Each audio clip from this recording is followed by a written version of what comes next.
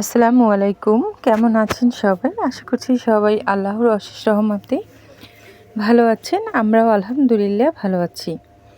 আরেকটি নতুন ব্লগে আপনাদের সবাইকে ওয়েলকাম জানাচ্ছি। তো আজকে বাসায় মেহমান আসবে, তো তাদের জন্য মরিয়মের বাবা বাজার নিয়ে আসছে কই মাছ, পাট শাক, বেগুন, করলা, আগড়া শাক। তো এগুলো রান্না করতে আমি মাকে বসিয়ে দিব।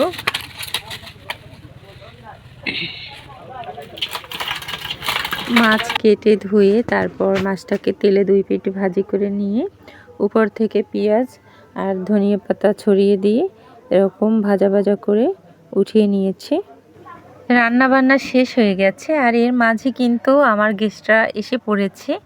তারা সুদীর্ঘ 3-4 ঘন্টা জার্নি শেষে, তো তাদের জন্য আমি শরবতের আয়োজন করেছি।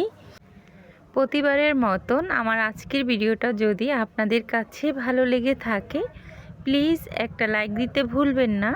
আর এই ধরনের ভিডিও যদি আপনি আরও দেখতে চান, চাইলে চ্যানেলটিকে সাবস্ক্রাইব করে নিতে পারেন।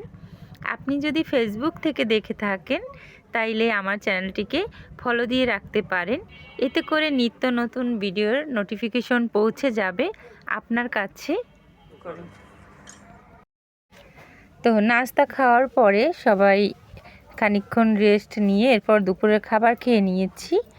আর এরপর আমার একটা অর্ডারের কেক ছিল, ওইটাকে আইসিং করে নিয়েছি, সেটা আপনাদের সাথে শেয়ার করা হয়নি।